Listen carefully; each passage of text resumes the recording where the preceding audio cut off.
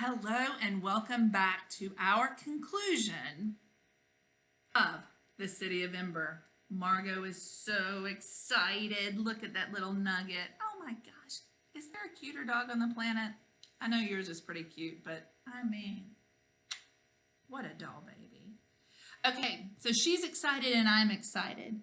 In this installment, I'm going to read both chapters, the two final chapters, chapters 19 and chapters 20. Okay, so hold on tight. When we left Lena and Dune, they, and Poppy, let us not forget the sweet little toddler, they are starting to climb the path. Is it climbing out or is it climbing into something else? I'm nervous. I think I would personally be quite nervous if I were following a path blindly. But what choice do they have? They can't just stay there in that cavern in the boat. It's time to explore.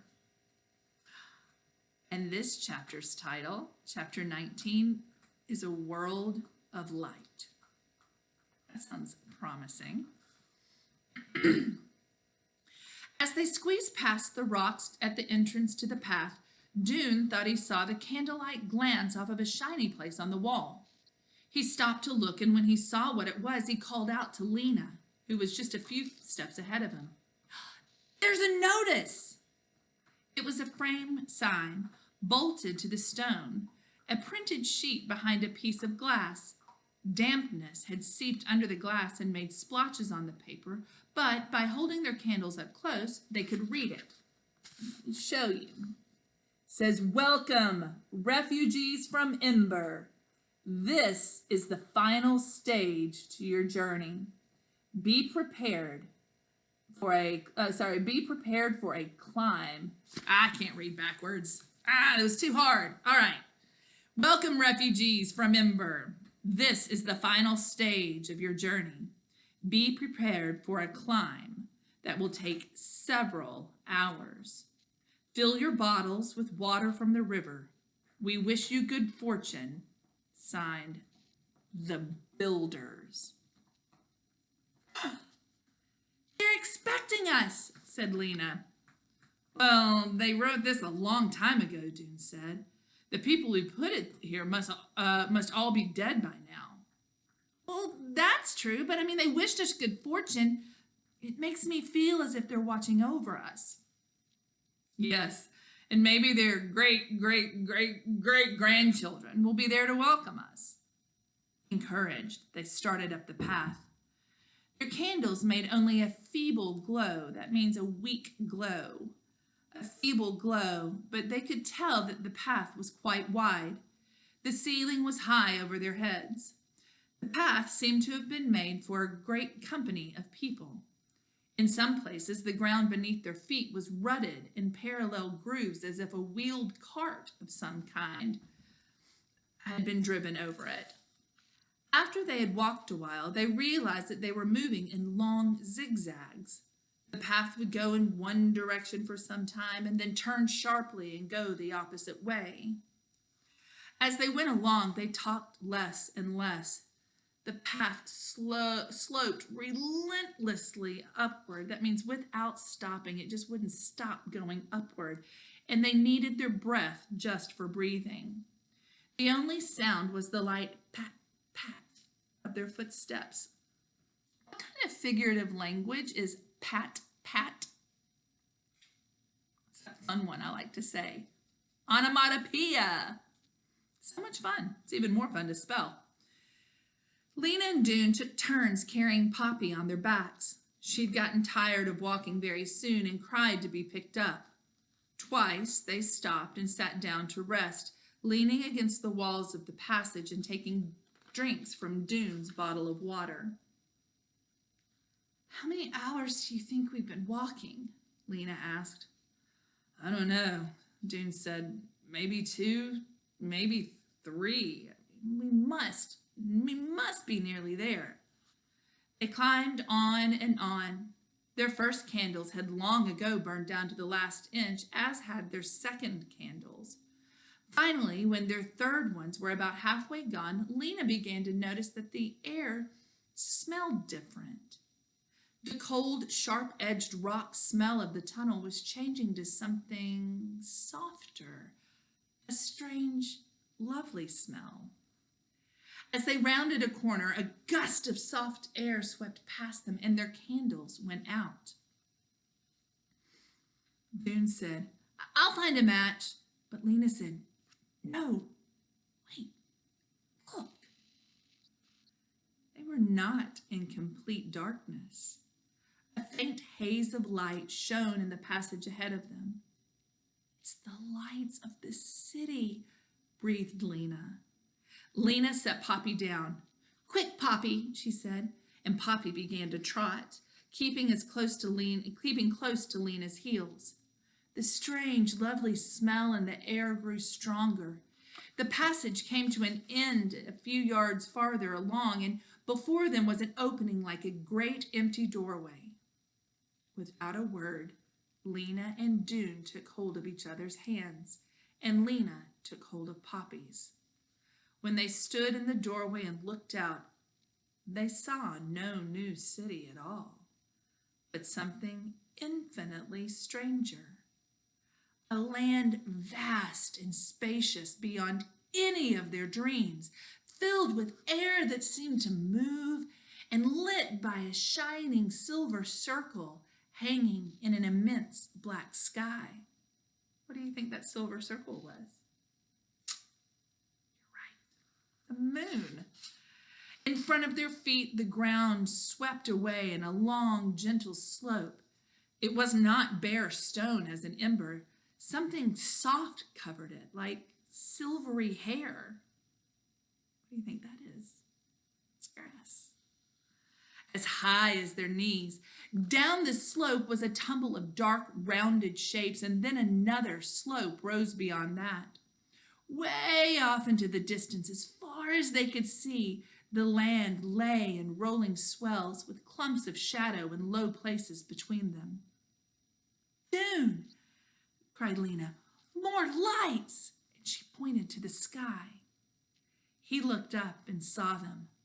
Hundreds and hundreds of tiny flecks of light strewn like spilled salt across the blackness. "Oh," he whispered. There was nothing else to say. The beauty of these lights made his breath stop in his throat. What had they just discovered? Stars. Can you imagine seeing stars for the first time in your life? They took a few steps forward. Dune bent to feel the strands that grew out of the ground, almost higher than Poppy's head.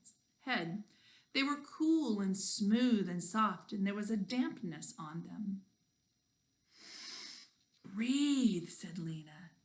She opened her mouth and took in a long breath of air, and Dune did the same. "It's sweet," he said. "It's like so full of smells." They held their hands out to feel the long stems as they waded slowly through them. The air moved against their faces and in their hair. "You hear those sounds?" said Dune. A high, thin, chirruping sound came from somewhere nearby.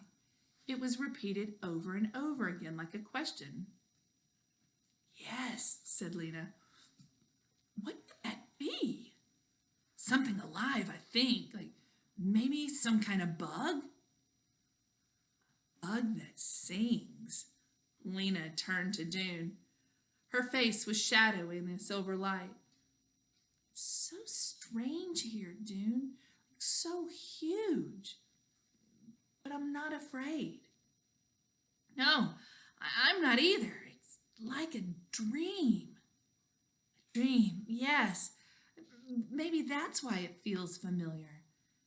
I might have dreamed about this place." They walked until they came to where the dark shapes billowed up from the ground. These were plants, they discovered, taller than they were, with stems as hard and thick as the walls of their houses, and leaves that spread out over their heads. What do you think those were? What would have maybe a bark that was hard like wood and branches and leaves that went out over their head. They just saw their first tree. It's amazing. On the slope beside these plants, they sat down. Do you think there's a city here somewhere? Lena asked, or any people at all? I don't see any lights, Dune said, like even far off. But with this silver lamp in the sky, maybe they don't need lights. Dune shook his head doubtfully. People would need more light than this, he said. How could you see well enough to work? How could you grow your food? It's a beautiful light, but it's not bright enough to live by. And what should we do, like, if there's no city and no people? I don't know. Dune didn't feel like thinking. He was tired of figuring things out. He wanted to look at this new world, to take in the scent of it and the feel of it and figure things out later. Lena felt the same way. She stopped asking questions, drew Poppy into her lap, and gazed in silence at the glimmering landscape. After a while, she became aware that something strange was happening. Surely, when she had first sat down, the silver circle was just above the highest branch of the tall plant. Now the branch cut across it. As she watched, the circle sank very slowly down until it was hidden, except for a gleam of brightness behind the leaves. It's moving, she said to Dune. Yes. A little later, it seemed to her that her eyes were blurring. Like there was a fuzziness in the sky, especially around the edges. It took a while for her to realize what was making the fuzziness. Light, she said. I see it, said Dune. It's getting brighter. The edge of the sky turned gray, and then pale orange, and then deep fiery crimson. Crimson is a beautiful word used to describe, or a shade of red. The land stood out against it, a long, black, rolling line, the horizon. One spot along this line grew so brightly that they could hardly look at it, so bright that it seemed to take a bite out of the land. It rose higher and higher until they could see that it was a fiery circle, first deep orange and then yellow, and too bright to look at any longer. The color seeped out of the sky and washed over the land. Light sparkled on the soft hair of the hills and shone through the lacy leaves as every shade of green sprang to life around them. They lifted their faces to the astonishing warmth. The sky arched over them higher than they could have imagined, a pale, clear blue. Lena felt as though Lena felt as though a lid that had been on her all her life had been lifted off. Light and air rushed through her, making a song like the songs of Ember, only it was a song of joy.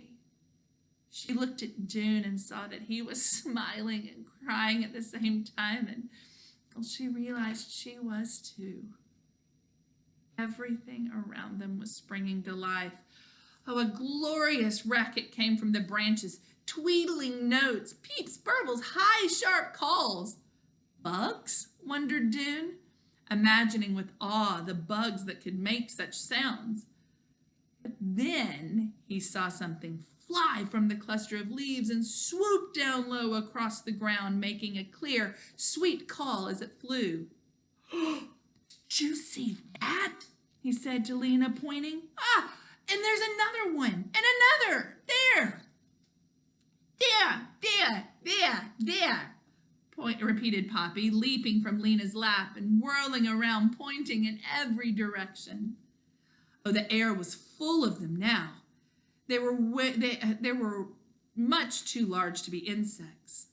One of them lit or landed nearby on a stem. It looked at them with two bright black eyes, and opening its mouth, which was pointed like a thorn, sent forth a little trill.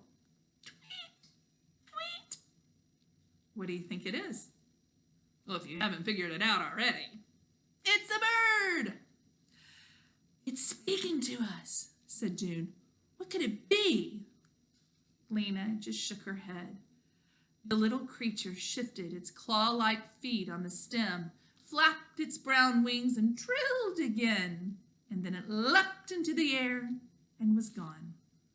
They leapt up too and threw themselves into exploration. The ground was alive with insects, so many that June just laughed in helpless wonder. Flowers bloomed along the green blades, and a stream ran at the foot of the hill. They roamed over the green-coated slopes, running and sliding, calling out to each other with each new discovery until they were exhausted. Then they sat down by the entrance to the path to eat what was left of their food. They untied June's bundle, and Lena suddenly cried out, "The book! The book! We forgot about the book!" And there it was, wrapped in its blotched green cloth. "Let's read it aloud while we eat," said June. The ground in front of her, Lena opened the fragile notebook and laid it on the ground in front of her. She picked up a carrot with one hand, and with the other, she kept her place on the scribbled page. This is what she read. Chapter 20. The last message. And I want you to notice how it's written in italics. That's that slanty writing. That is something that authors use, a type or a font that authors use to indicate different things. Sometimes it's what you're thinking. Sometimes it's the words to a poem. In this sense, it's indicating that someone else had written this. This is to indicate that this is a letter written by, I don't know, let's find out, but definitely by someone else. Chapter 20, page 258, the last message, and to be quite honest, our very last chapter. Friday. Now remember, this is a letter from someone else. This is from the journal that they found. Oh my gosh. Are you ready, Margot? She's excited too. Friday. They tell us we leave tonight. Well, I knew it would be soon. The training has been over for nearly a month now, but it still feels sudden. It feels like a shock. Why did I agree to do this? I am an old woman, too tired to take up a new life. I wish now that I had said no when they had asked me. I have to put everything I can into my one suitcase. Clothes, shoes, a good wind-up clock, some soap, an extra pair of glasses. Bring no books, they said, and no photographs. We have been told to say nothing ever again about the world we came from or come from. But I am going to make this notebook anyhow. I am determined to write down what happens. Someday, someone may need to know. Next page. Saturday. I went to this train station yesterday evening as they told me to, and I got on the train that they told me to take. It took us through Spring Valley. I gazed out of the window at the fields and the houses of the place I was saying goodbye to, my home and my family's home for generations. I rode for 2 hours until the train reached the station in the hills. When I arrived, they met me, 3 men in suits, and drove me to a large building where they led me down a corridor, a large hallway, a wide hallway, and into a big room full of other people, all with suitcases, most with gray and white hair. What can we infer? This was a gathering of older people.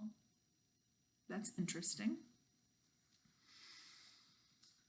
Here, we have been waiting now for more than an hour. They have spent years and years making this plan. It's supposed to ensure that no matter what happens, people won't disappear from the earth. Some say that it will never happen anyhow, but I'm not so sure. Disaster seems very close. Everything will be all right, they tell us, but only a few people believe them. Why, if it's going to be all right, do we see it getting worse every day? And of course, this plan is proof that they think that the world is doomed. All the best scientists and engineers have been pulled in to work on it. Extraordinary efforts have been made. Efforts that would have done more good elsewhere. I think it's the wrong answer. But they asked me if I would go. I suppose because I've spent my life on a farm and I know about growing food. In spite of my doubts, I said yes. And I'm not sure why. There are 100 of us, 50 men and 50 women. We are all at least 60 years old. There will be 100 babies too. 2 babies for each pair of parents. I don't know yet which one of these gentlemen I'll be matched with. We're all strangers to one another. They planned it that way. They said there would be fewer memories between us. They want us to forget everything about the lives we've led and the places we've lived. The babies must grow up with no knowledge of a world outside so that they feel no sorrow for what they have lost. I hear some noises across the room. I think it's the babies arriving. Yes, here they come, each being carried by one of those gray-suited men. So many of them, so small, little scrunched up faces and tiny fists waving. I must stop for now. They're going to pass them out. Let's stop here for just a second and recap. They have asked for volunteers to go to some place that will ensure their safety and make sure that civilization does not die out, that the human race continues. And their plan is this: 50 women and 50 men, 60 years of age or older, that's kind of grandparent age, and then 100 babies. Each one of they're going to make couples out of those older, the older people. They're going to make couples, and each one of those new couples or parents will get 2 babies, all of them strangers to one another. That way, there aren't too many memories. Seems like they're trying to erase the memory of the place from which they're coming. It's intense. Bottom of this page, which is page 260, you'll see it says later. So the author of this note is picking up a little later in the evening. We're traveling again, on a bus this time. It's night, I think, though it's hard to be sure because they boarded up the windows of the bus from the outside. They don't want us to know where we're going. I have a baby on my lap, a girl. She has a bright pink face and no hair at all. Stanley, who sits next to me, holds a boy baby with brown skin and a few tufts of black hair. Stanley and I are the keepers of these children. Our task is to raise them in this new place we're going to. By the time that they are 20 or so, we'll be gone. They'll be on their own, making a new world. Stanley and I have named these children Star and Forest. Sunday. The buses have stopped, but they have not allowed us to get out yet. I can hear crickets singing and smell the grass, so we must be in the country and it must be night. I am very tired. What kind of place can this be, safe from earthly catastrophes? All I can guess is that it must be underground. The thought fills me with dread. I'll try to sleep a little now. Later. There was no chance for sleep. They called us off the buses, and we stepped out into the landscape of rolling hills in full moonlight. "That's the way we'll be going in," they told us, pointing to a dark opening in the hill we stood a dark opening in the hill that we stood on. "Form a line here, please." We did so. It was very quiet except for the squalling of a few of the babies. If the others were like me, they were saying goodbye to the world. I reached down to touch the grass and breathed deeply to smell the earth. My eyes swept over the silver hills, and I thought of the animals prowling softly in the shadows or sleeping in their burrows, and the birds standing beneath the leaves of the trees with their heads tucked under their wings. Last, I raised my eyes to the moon, which smiled down on us from a long, cold distance away. The moon will still be here when they come out, I thought. The moon and the hills, at least. The opening led us to a winding passage that ran steeply downhill for perhaps a mile. Oh, it was hard going for me. My legs are not strong anymore. We moved very slowly. The last part was the worst, a rocky slope where it was easy to miss your footing and slip. This led down to a pool. By the shore of the pool, our group of aged pioneers gathered. Motorboats were waiting for us, equipped with lanterns. Now, does that explain how they made it up the river? It does. "When it's time for the people to leave this place, When it's time for the people to leave this place, is this the way they will come?" I asked our pilot, who has a kind face, and he said yes. "But how will they know that there's a way out if no one tells them?" I said. "How will they know what to do?" "They're going to have instructions," said the pilot. "They won't be able to get at the instructions until the time is right, but when they need them, the instructions will be there." "What if they can't find them? What if they never come out again?" I think they will. People find a way through just about anything. Isn't that the truth? And that's all that he would say. I'm writing these notes while our pilot loads the boat. I hope he doesn't notice me. "Well, it ends there," Lena said, looking up. "Well, he must have noticed then," said Dune. "Or she was afraid that he would, so she decided to hide it instead of taking it with her." "She must have hoped someone would find it." "Just as we did," he pondered. "But we might not have if it hadn't been for Poppy." "No, and we wouldn't know that we came from here." The fiery circle had moved up the sky now, and the air was so warm that they took off their coats. Absently, Dune dug his finger into the ground, which was soft and crumbling. "But what was the disaster that happened in this place?" he said. "Doesn't look ruined to me."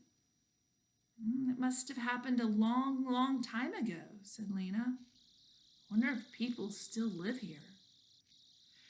They sat looking out over the hills, thinking of the woman who had written in the notebook. What had her city been like, Lena wondered. Like Ember in some way, she imagined. A city with trouble, where people argued over solutions. A dying city. But it was hard to picture a city like Ember here in this bright, beautiful place. How could anyone have allowed such a place to be harmed? "Well, what do we do now?" asked Lena. She wrapped the notebook in its covering again and set it aside. "We can't go back up the river and tell them to come here." "No, we would never make that boat go against the current." Are we here alone then forever?" "Well, maybe there's another way in. Some way that lets you walk down to Ember, or maybe there's another river that runs in the other way. Well, we have candles now, so we could cross the unknown regions if we found a way to get there." This was the only plan that they could come up with. So all day long they searched for another way in. Under the brow of the hill, they found a hole where the stream wandered into the dark. The water was good to drink, but the hole was far too small for them to fit through. There were gullies full of shrubs, and Lena and June crawled among the leaves and prickly branches, but found no openings. Bugs buzzed around their ankles and past their eyes. Brown earth stained their hands, and pebbles got into their shoes. Their thick, dark, shabby clothes got full of prickly things, and since they were much too hot anyhow, they took most of them off. They had never felt such warmth against their skin and such soft air. When the bright circle was at the top of the sky, they sat for a while in the shade of one of the tall plants on the side of the hill, in a place where the thick brush gave way to a clearing. Poppy went to sleep, but Lena and June sat looking out over the land. Green was everywhere, in different shades, like a huge, brilliant, gorgeous version of the overlapping carpets back in the rooms of Ember. Far away, Lena saw a narrow gray line curving like a pencil stroke across the sweep of green. She pointed this out to June, and both of them squinted hard at it, but it was too far away to see clearly. Could it be a road? Said Lena. It could, said June. Maybe there are people here after all. I hope so, said June. There's so much I want to know. They were still gazing at the far-off bit of gray when they heard something moving in the brush nearby. Leaves rustled. There was a scraping, shuffling sound. They stiffened and held their breath. The shuffling paused and started up again. Was it a person? Should they call out? But before they could decide what to do, a creature stepped into the clearing. It was about the same size as Poppy, only lower to the ground because it walked on 4 legs instead of 2. Its fur was a deep rust red. Its face was a long triangle, and its ears stood up in points, and its black eyes shone. It trotted forward a few steps, absorbed in its own business. Behind it floated a thick, soft-looking tail. What do you think they've just spotted? Listen to your context clues one more time in case you weren't listening. How about this? It's furry. It's on 4 legs. It's kind of low to the ground. It's deep rust red, kind of a triangular face with pointy ears and a long bushy tail. I think you're right. I think it is a fox. That's my best guess. Let's see if they can figure it out. All at once, it saw them and stopped. Lena and June stayed absolutely still, and so did the creature. Then it took a step toward them, paused, tilted its head a little as if to get a better look, and then took another step. They could see the sheen of its fur and the glint of light in its eyes. For a long moment they stayed like this, frozen, staring at one another. Then, unhurriedly, the creature moved away. It pushed its nose among the leaves on the ground, wandering back toward the bushes, and then it raised its head again, and they saw that it was holding something in its white teeth, something round and purplish. With the last glance at them, it leapt toward the bushes, its tail sailing, and disappeared. Lena let out her breath and turned to look at June, whose mouth was open in astonishment, his voice shaky. He said, "That was the most wonderful thing I have ever seen in my whole life."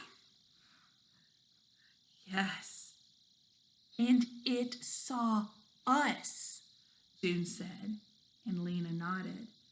They both felt it. They had been seen. The creature was utterly strange, not like anything they had ever known, and yet when it looked at them, some kind of recognition passed between them. "I know now," said Dune. This is the world we belong in. A few minutes later, Poppy woke up and made fretful noises, and Lena gave her the last of the peas in Dune's pack. What was that, do you think, in the creature's mouth? She asked. Could it be something we could eat, like a fruit of some kind? It looked like the pictures of peaches on cans, except the color. They got up and poked around, and soon they came across a plant whose branches were laden with the purple fruits, about the size of small beets, only softer. All right, let's see if you can figure this one out. All right, so they're a little bit smaller than peaches. They're purple. They have soft, what did it say? Soft skin, maybe? Dune picked one up and cut it open with a knife, and there was a stone inside, like a pit. Red juice ran out over his hands, and cautiously he touched his tongue to it. Sweet, he said. Well, if the creature can eat it, maybe we can too, said Lena. Shall we? And they did. Nothing had ever tasted better. Lena cut the stones out and gave chunks of the fruit to Poppy. She just ran down their chin. And when they had eaten 5 or 6 apiece, they licked their sticky fingers clean and started to explore again. What fruit do you think that they've just eaten? I think it's a plum. Is that what you said? It sounds just like it to me. They went higher up the slope they were on, wading through flowers as high as their waists, and near the top they came upon a kind of dent in the ground, as if a bit of the earth had caved in. They walked down into it, and at the end of the dent they found a crack about as tall as a person, but not nearly as wide as a door. Lena edged through it sideways and discovered a narrow tunnel. Send Poppy through, she called back to Dune, and come yourself. But it was dark inside, and Dune had to go back where he had left his pack to get a candle. By candlelight, they crept along until they came to a place where the tunnel ended abruptly. But it ended not with a wall, but with a sudden, huge nothingness that made them gasp and step back. A few feet beyond their shoes was a sheer, dizzying drop, as in a giant opening in the earth. They looked out into a cave so enormous that it seemed almost as big as the world outside. And far down at the bottom shone a cluster of lights. It's Ember, Lena whispered. They could see the tiny bright streets crossing each other, and the squares, the little chips of light, and the dark tops of buildings. Just beyond the edges was immense darkness. Oh, it's our city, Dune. Our city is at the bottom of the hole. She gazed down through the gulf, and all of what she had believed about the world slowly began to break apart. We were underground, she said.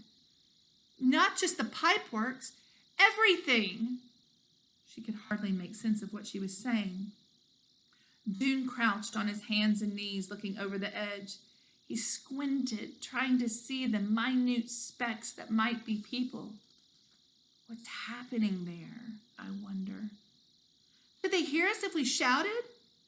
I don't think so. We're much too far up.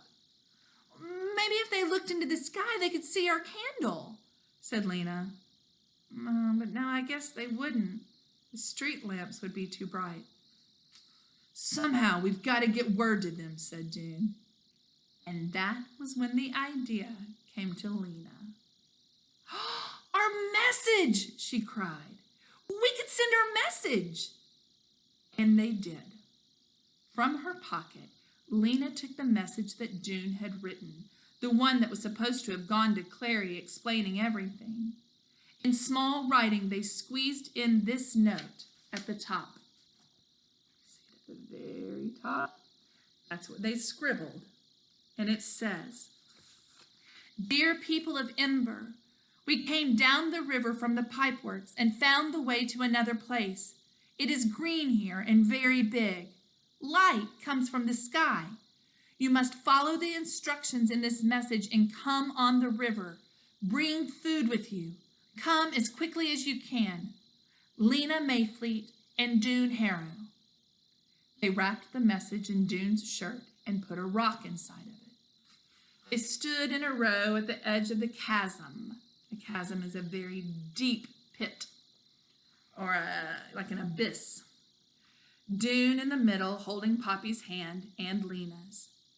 Lena took aim at the heart of the city, far beneath her feet, and with all of her strength, she cast the message into the darkness, and they watched as it plunged down and down. Mrs. Murdo, walking even more briskly than usual to keep her spirits up, was crossing Harkin Square when something fell to the pavement just in front of her with a terrific thump. "How extraordinary," she thought, bending to pick it up. It was a sort of bundle, and she began to untie it. And that is where our friend, Miss Jean DeProw, has decided to leave us hanging with the city of Ember. That concludes chapter 20. But there is this one tiny little thing at the end. It says, "Will Mrs. Murdo understand the note? Will the rest of the citizens of Ember escape? Read the first chapter of The People of Sparks to find out." There's another in the series, guys, and I will be uploading those very soon. Thank you so much for joining me on this wild adventure. Stay tuned to the next book. We've got to see what happens to Lena and Dune and Poppy, who are in this strange land all by themselves. There's not another soul around, but they have found the way out. What future lies ahead for them and for the people of Ember? Thank you for joining me on a really exciting read. I look forward to seeing you again in other books. Tell your friends. Let's read together. Happy reading, guys.